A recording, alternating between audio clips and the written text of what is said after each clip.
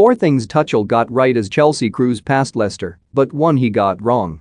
Chelsea opened up a 6-point lead at the top of the Premier League after coasting to a 3-0 victory against Leicester City. Antonio Rudiger headed the Blues into a 14th-minute lead before former Leicester man N'Golo Kanté doubled the visitors' lead with a stunning solo strike on the half-hour mark. Although the hosts improved after the break, 2 of Thomas Tuchel's substitutes combined to kill the game off, with Hakim Ziyech teeing up Christian Pulisic for the Blues' 3rd goal.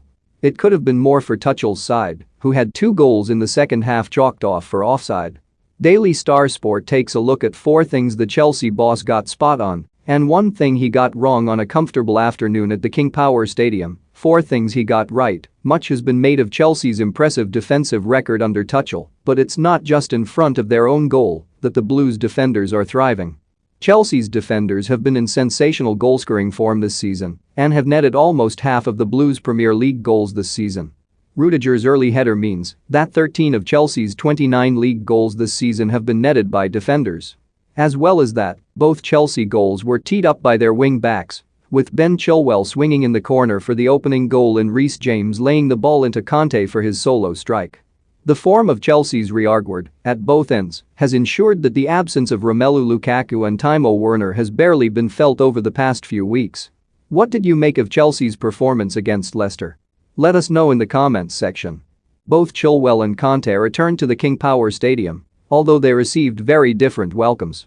Kanté was treated to a warm reception with Chilwell very much the pantomime villain for the home fans. The flying wing-back had the chance to silence them in the early stages, but he blazed his strike against a bar when played clean through on goal. He did redeem himself by whipping in the corner for Rudiger's opening goal shortly after his miss. And Kanté went one better in the 28th minute by netting a superb solo goal to double the Blues' advantage. Leicester struggled to recover from the double blow inflicted by their former favourites as Tuchel's side coasted to victory. Mason Mount was restored to the Blues' starting lineup for the first time since he grabbed a hat-trick in the 7-0 win over Norwich last month. Mount has only had 6 minutes of action since then following dental surgery. But Tuchel thrust his most reliable player straight back into the action against Leicester. The 22-year-old had a quiet afternoon before he was withdrawn on the hour mark at the King Power Stadium. Although the Blues Academy graduate didn't exactly look back to his best, getting a decent run out against the Foxes should stand him in good stead ahead of Chelsea's grueling festive schedule. Trevoh Chalobah was restored to the Blues team at the expense of Andreas Christensen as Tuchel tweaked his backline to deal with the counter-attacking threat of Brendan Rodgers' team. The German recognized the danger that Leicester's pacey front three would cause Blues linchpin Thiago Silva, so Tuchel recalled Chalobah for his pace.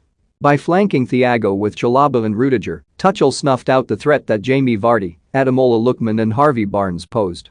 His plan worked so well during the first half that Lookman was even hauled off at the break as Rodgers attempted to get his side back in the game.